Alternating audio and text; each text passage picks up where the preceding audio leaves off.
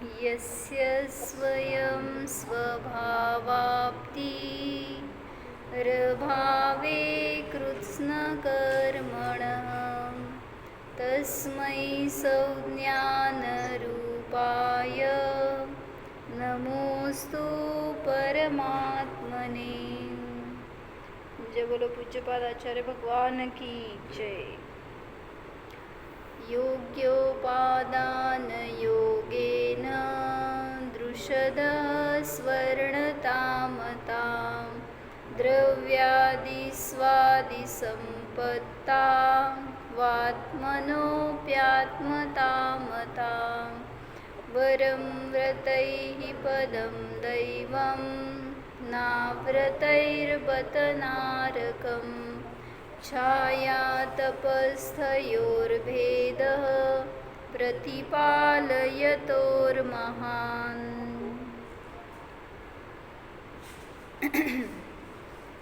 काय चाललं होतं प्रकरण? इष्टोपदेश नावाचा ग्रंथ आहे, आचार्यांनी लिहिलेला आहे, मुनिराजांनी एका.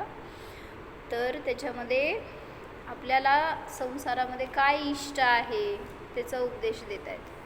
काय इष्ट आहे? इष्ट इन द सेन्स इष्ट छान, अपेक्षित, प्रिय, आवडीचं. इष्ट म्हणजे चांगलं. अजून इष्ट म्हणजे हवं असणारं. त्याला इष्ट म्हणायचं. काय हवं आहे तुम्हाला? काय काय हवं आहे सांगा, आम्ही देतो तुम्हाला. इष्ट काय आहे? तर प्रत्येकाची इष्ट गोष्ट वेगळी आहे असं वाटतंय, पण अल्टिमेट इष्ट काय आहे? सुख. म्हणजे मग तुम्हाला फक्त वेगवेगळे आहेत तुमचे, वेगळ्या वेगळ्या मार्गाने सुख मागताय, पण ॲक्च्युली जे खरं सुख आहे तिथंपर्यंत जायचा मार्ग एकच आहे. आणि तुम्हाला वाटतंय सगळं सुख अन्य ठिकाणी आहे, त्यामध्ये ॲक्च्युली सुख नाही आहे. म्हणून सांगायला लागलेत की इष्ट उपदेश काय देत आहेत? खरं सुख कशात आहे आणि ते कसं मिळवायचं. कुठं आहे खरं सुख? माझ्यामध्ये आहे. माझं सुख माझ्यामध्ये आहे. तुमचं सुख माझ्यामध्ये आहे. कोणामध्ये आहे? प्रत्येकाचं सुख इनबिल्ट आहे, ते असं नाही आहे बाहेरून येणार आहे. म्हणून फक्त निर्णय करायचा आहे आपल्याला की माझ्यातून येतं. एवढं कळण्यासाठी म्हणून हा ग्रंथ लिहिला आहे. काय? तुम्हाला तुमचं सुख बाहेर नाही तर स्वतःमध्ये मिळणार आहे.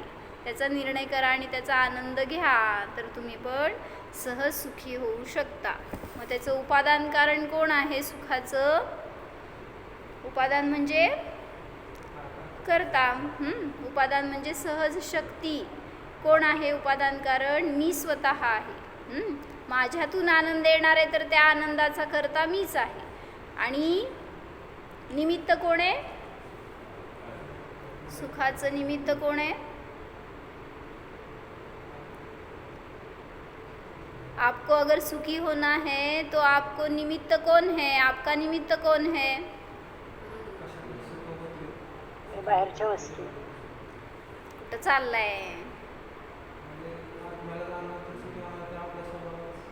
उपादान है वो. निमित्त कौन है? हाँ?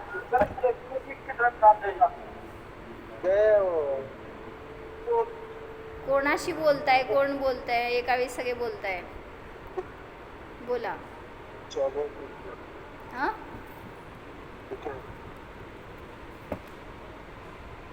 अगर हाँ, ये है निमित्त. देवशास्त्र गुरु निमित्त है, उनका उपदेश निमित्त है, क्योंकि उन्हीं के उपदेश से, दर्शन से हमें अपने सुख की पहचान हो सकती है, परिचय हो सकता है. इसलिए बता रहे हैं कि अगर सुख चाहिए तो कहाँ मिलेगा? अपना है तो अपने में ही मिलेगा.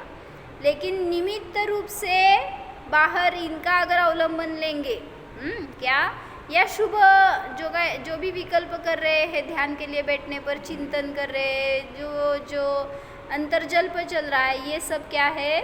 निमित्त है. सिद्धम काय म्हटले मी? काय सांग?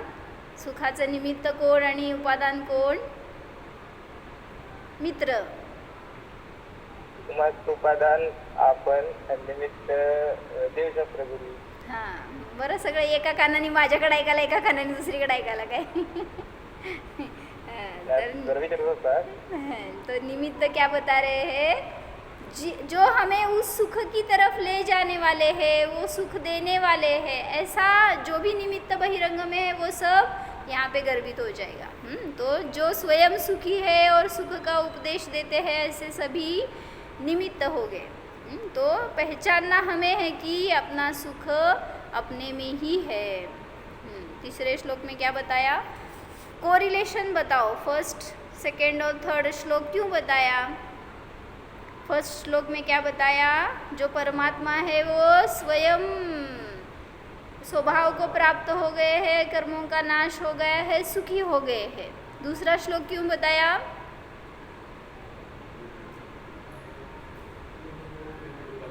उस सुख के लिए कौन उपादान है? वो सुखी हो गए तो उनका उपादान क्या, निमित्त क्या, ये बताने के लिए.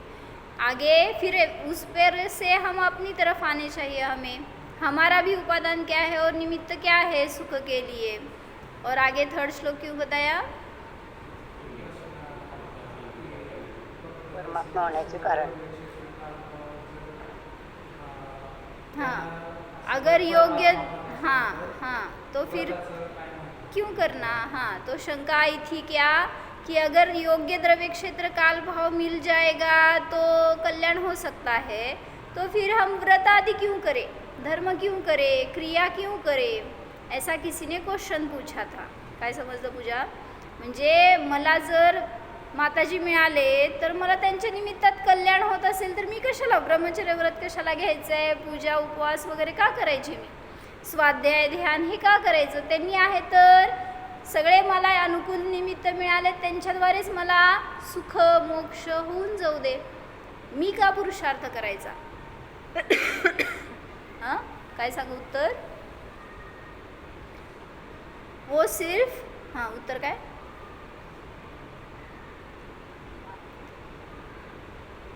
क्यों करना है? अगर पुरुषार्थ आपल्याला. हाँ तो वो सिर्फ बहिरंग में निमित्त है, उन निमित्तों से कार्य नहीं होने वाला. काय उत्तर दिलं होतं? आत्म पुरुषार्थ से ही यथायोग्य वो सब मिल सकते हैं. इस श्लोकार्थ क्यों, ये श्लोक क्यों बताया? तो यद्यपि स्वभाव की प्राप्ति ही अपने स्वद्रव्य क्षेत्र काल भाव के लाभ से होती है, स्वयं आत्म पुरुषार्थ से यथा योग्य काल में ही होती है. तथापि वह काल हमें ज्ञात नहीं है, कब होने वाली है वो आपको, वो प्राप्ति कब होने वाली है ये आपको पता नहीं है. इसलिए आपको पुरुषार्थरत रहना है. इसलिए पुरुषार्थ करना है. तो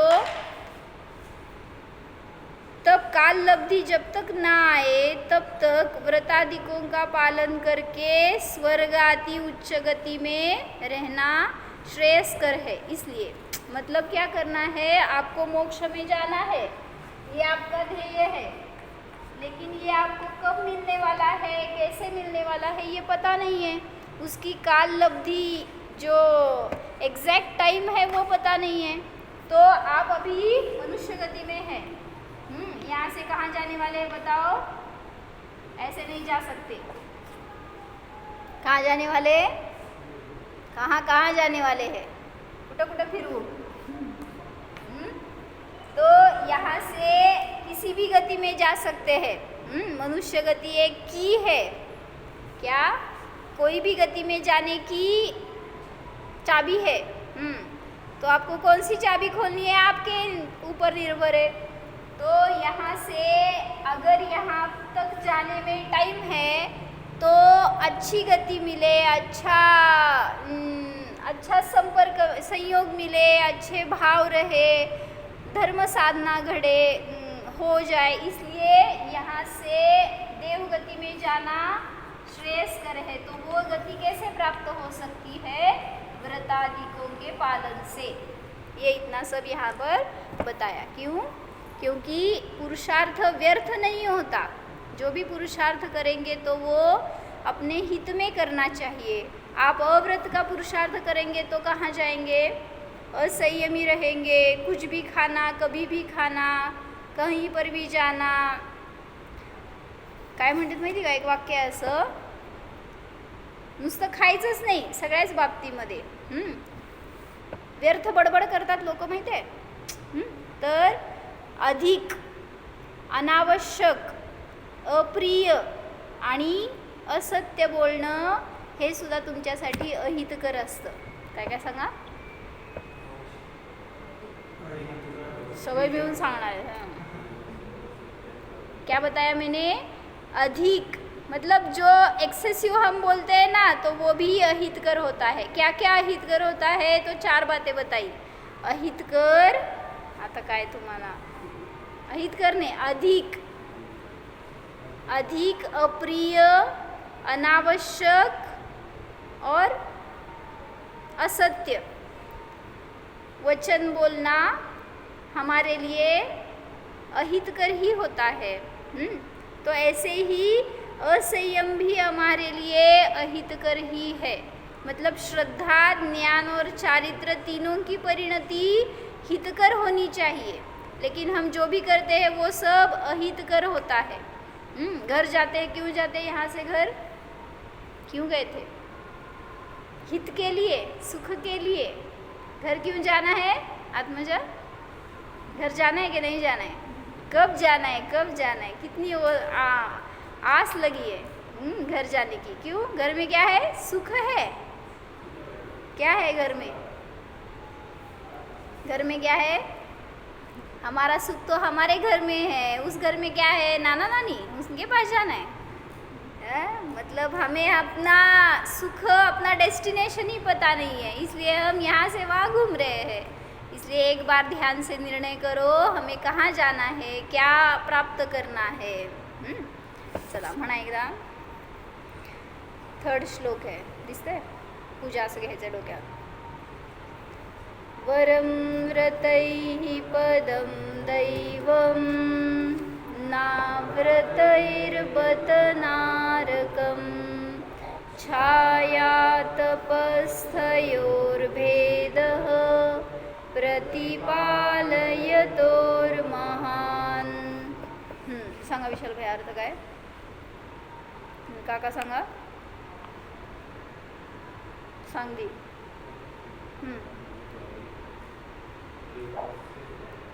व्रतादिकों के द्वारा देवपद मिलता है, ये श्रेष्ठ है, योग्य है। अव्रतों के द्वारा, असंयम के द्वारा नरकादि गति प्राप्त होती है, ये योग्य नहीं है, श्रेष्ठ नहीं है। तो उसके लिए उदाहरण क्या बताया? छाया तपस्थयोर भेद। छाया में कोई आदमी खड़ा है, वो राह देख रहा है, और कोई आतप यानी धूप में खड़ा है, रहकर राह देख रहा है। तो दोनों में अंतर है, महान अंतर है। तो ये क्यों बताया? व्रत की प्रेरणा के लिए बता रहे हैं। मतलब क्रिया भी उतनी ही इम्पोर्टेंट है, जितना भावों का महत्व है उतना ही चारित्र का भी महत्व है। मतलब ज्ञान और चारित्र दोनों का मेल हो तो ही, नहीं तो सिर्फ हम क्या बोलते बैठेंगे, हाँ मुनि बनना है, बनना है, बनना है, लेकिन आपका वैसे पुरुषार्थ ही नहीं है कुछ। क्या कर रहे हैं? होटल में बैठकर बोल रहे हैं क्या? मुनि बनना है। क्या पुरुषार्थ चल रहा है बताओ? रात में खाना खा रहे हैं और क्या बोल रहे हैं? मुनि बनना है। काय काय म्हणायचं अजून? सगळं पोपटासारखं होय। म्हणाय पॉपकॉर्न का सांगा ना।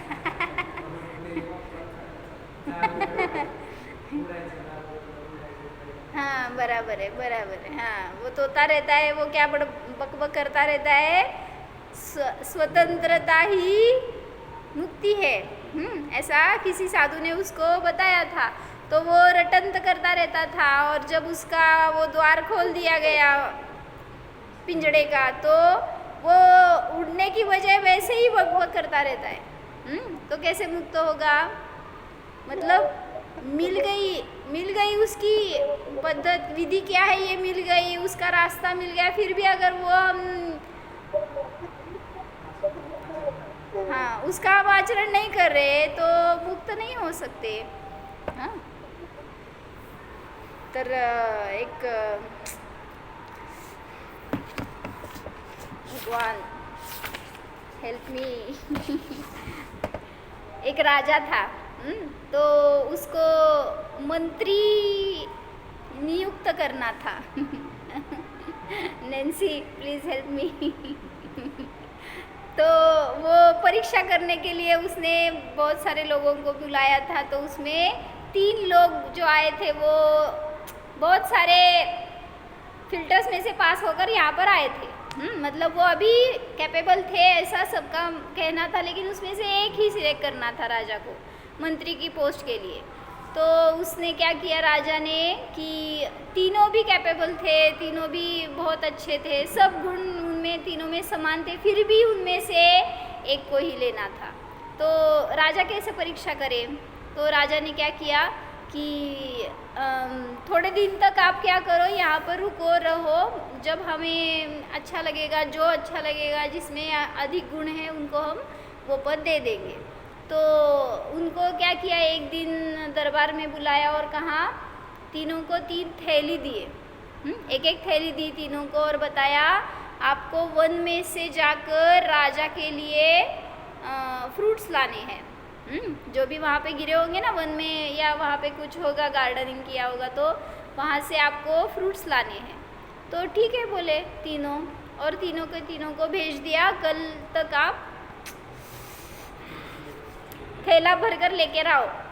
तो ठीक है बोले, और तीनों चले गए वन में और दिन भर वो वहाँ पे घूमे और उन्होंने कलेक्ट किए, बहुत सारा कुछ कलेक्ट किया. तो जो उसमें फर्स्ट मंत्री था ना, अभी मंत्री बोलेंगे उनको, तो जो या फर्स्ट पार्टिसिपेंट था, तो उसने क्या किया, उसको लगा राजा थोड़ी ये फल खाने वाला है, राजा तो उत्कृष्ट फल खाता है, वो तो हमारी परीक्षा देखने के लिए ऐसा कर रहा है. इसलिए उसने क्या किया, सारे पालापाचोळा खाली खराब घातली आणि वर तेवढे तास. थांब गाई, तू सगळे एकदम शेवटचं क्लायमॅक्सच दाखवू नकोस. तो पहले उसने क्या किया, काय म्हणायचं, पालापाचोळा कचरा नहीं ग, पत्ते आधी रहते ना जो सूखे पत्ते, वो डाल दिया उसने उस बैग में, थैली में, और ऊपर से थोड़े बहुत 2-4 ऐसे फल रख दिए. दूसरा जो था उसने भी यही सोचा कि राजा हमसे लिए हुए फल थोड़ी खाने वाला है, वो तो सिर्फ देखेगा और छोड़ देगा. तो उसने क्या किया, सभी वहाँ पे जो गिरे हुए खराब हुए ऐसे जो फल थे वो भी उसने उठाए, बैग ही भरनी थी ना उसको. तो सभी इधर उधर देखकर जो भी मिला ना इजीली, तो वो सब कलेक्ट करके उसने उसमें डाल दिए और ऊपर दिखने जैसे अच्छे फल डाल दिए. और जो तीसरा था उसने क्या किए, पेड़ पर चढ़कर बहुत अच्छे से निकाल कर, जो भी अच्छा लगे वही निकाल कर उसने पूरी थैली भरी, और तीनों दूसरे दिन राजा के पास आए और तीनों ने वो थैली दी राजा को. राजा के सामने रखी सिर्फ, हाँ दी नहीं. तो राजा तो देखने वाला भी नहीं था. राजा ने देखा भी नहीं. बताओ किसकी मेहनत, काय म्हणायचं, चांगली आणि वाईट, किसकी मेहनत अच्छी और किसकी, हाँ जिसकी मेहनत रंग लाएगी. किसकी मेहनत रंग लाई क्या, थांब अजून नाही, रंग लय लांब आहे अजून. तो उसने क्या किया, राजा ने उन तीनों को बताया आपने काम तो बहुत अच्छा किया है, आपने थैली भरकर फ्रूट्स लाए हैं मेरे लिए, लेकिन आपको इसके आगे है टास्क, जो आपको करना है ना, तो इससे आगे है. तो सेनापति को बताया इन तीनों को काल कोठरी में डाल दो 3 दिन के लिए, और उन्होंने जो भी थैली लाए ना उनके पास रख दो, वो वही खाएंगे. अभी 3 दिन तक आपको इसी के ऊपर जीना है, जो भी आप लाए ना, कितने अच्छे फल लाए हैं. और फिर अभी जाते टाइम पर तीनों के चेहरे बताओ कैसे थे, विशाल भैया, ऋषभ आणि प्रज्वल कसे होते, कोणाला मंत्री करायचं का. तो कैसे थे तीनों के चेहरे. पहले 2 तो उन्होंने तो क्या किया था, माया थी ना, अभी उनको कितना पश्चाताप हो रहा है, डाल दिया उनको तीनों को। अभी फर्स्ट डे शुरू हो रहा है तो पहले लगा कि जाने तो 3 ही दिन की तो बात है, हाँ जो है अच्छे से वो खा लेंगे, लेकिन पहले वाले के पास तो ज़्यादातर पत्ते ही थे, सूखे पत्ते ही थे, उसमें से तो कुछ खाने को मिलेगा ही नहीं, जानवर थोड़ी है हम पत्ते खाने लगेंगे। तो वो जितने वो ऊपर थे 1-2 फल थे उतने ही खाकर वो अभी पहला दिन गया, दूसरा दिन गया, तीसरे दिन खत्म हो गया ना सब। क्या हुआ उसका, फिर हाल हो रहे थे उसके, बहुत बेहाल हो रहा था वो। दूसरा था उसको काय म्हणायचं, नाईलाज म्हणजे नाईलाज, नाईलाज म्हणजे काय, ऑप्शन नहीं था इसलिए। खराब फल लेकर आया था। हाँ वही तो, काय म्हणायचं नाईलाज, नाईलाज म्हणजे काय हो, असं तुम्ही मला इथं बसवलंय आणि मदत भी करत नाही। Without option. हाँ उसके पास ऑप्शन नहीं था तो उसने क्या किया, पहले अच्छे फल खाए, बाद में भूख तो लग रही थी इसलिए जो सड़े गले थे ना वो भी खावं लागलं, खाना पड़ा पडणारच आहे कुठं तर तो वो भी उसको खाना पड़ा। अभी तीसरा जो था वो बस ते सुखी होता, सुखी राहिला, सुखी झाला। और ये सब तीनों के वीडियो शूटिंग चल रही थी कालकोटरी में, और तीनों की हालत देखी जा रही थी राजा से लाइव टेलीकास्ट पर। और फिर उसमें से जो तीसरा था उसकी नियुक्ति हो गई मंत्री पद के लिए। किस लिए कथा सुनाई, तो क्रिया भी उतनी ही इम्पोर्टेंट है, सिर्फ भाव नहीं मुझे राजा की सेवा करनी है, मुझे मंत्री पद लेना है, तो ऐसे नहीं ना, उसके लिए समर्पण की भी आवश्यकता होती है, उसके लिए मेहनत की आवश्यकता होती है। और जो जिसने मेहनत की, जिसने अपना हुनर दिखाया, उसको ही लाभ हो गया। ऐसे ही मोक्ष मार्ग में भी जो दर्शन ज्ञान सहित चारित्र में भी पुरुषार्थ करेगा तो उसको फल की प्राप्ति अवश्य होगी। तो एक ऐसे ही व्रत के पालन से किसको क्या फल मिला, इसके लिए एक दृष्टांत है, बहुत अच्छा है, बहुत बड़ा है, बहुत डिफिकल्ट है हिंदी में बताना आपको परिचित है एग्जाम्पल, मृगसेन धीवर था उसका नाम। क्या था, धीवर म्हणजे तो नाही का, काय म्हणायचं, कोळी ज्यांनी मासे पकडले सोडले, माहिती आहे गोष्ट, ती गोष्ट थोडीशी एलॉबरेट करून सांगितली आहे, भरपूर त्याचं मागचं पुढचं सगळं जे माहीत नसलेलं पार्ट आहे असं आहे। तो मृगसेन नाम का धीवर था, उसने अहिंसा व्रत का पालन किया। धीवर यानी कौन रहता है, मच्छी पकड़ने वाला, अभक्षयी सेवन करने वाला रहता है। तो उसको मुनिराज का उपदेश मिला और कोइंसिडेंटली उसके लाइफ में टर्निंग पॉइंट आ गया था। और अहिंसा व्रत लेकर उसने उसका बहुत अच्छे से पालन किया, तो उसको क्या फल मिला ये बता रहे हैं। तो अवंती नाम की नगरी थी, वहाँ पर मृगसेन नाम का कोई धीवर था, वहाँ से क्षिप्रा नाम की नदी जाती थी उनके नगर के नज़दीक से। तो वहाँ पर वो मच्छीमारी के लिए जाता था हर बार, वहीं से मछलियाँ पकड़कर वो बाज़ार में बेचकर उससे उधर निर्वाह करता था। एक बार संयोग से उसको यशोधर नाम के मुनि दिखे, जब वो मच्छी लेकर आ रहा था या जा रहा था शायद। तो वहाँ पर मुनि के दर्शन हो गए। तो उन मुनिराज के दर्शन के लिए वहाँ पर बहुत सारे राजा महाराजा, बहुत बड़े बड़े लोग आए थे और बहुत भीड़ हो गई थी वहाँ पर। और वो मुनिराज की मुद्रा देखकर, दर्शन करके, प्रवचन सुन के बहुत आनंदी हो रहे थे। ये देखकर धीवर को क्या भाव हो गए, ऐसे क्या है वो, क्या व्यक्ति है ऐसे कि जिनको देखकर ये सभी इतना खुश हो रहे हैं, इतनी भक्ति कर रहे हैं, ऐसा क्या है उनमें, ऐसा उसको जिज्ञासा हो गई ना। तो वो सामने आकर देखता है तो मुनिराज की मुद्रा देखकर वो प्रसन्न हो जाता है। इतनी प्रसन्न मुद्रा थी, इतना तेज था, इतना आनंद लग रहा था उनकी मुद्रा पर से देखकर ही वो फर्स्ट साइट काय म्हणायचं, लव एट फर्स्ट साइट मतलब उसको वो इम्प्रेस हो गया पहले दर्शन में ही।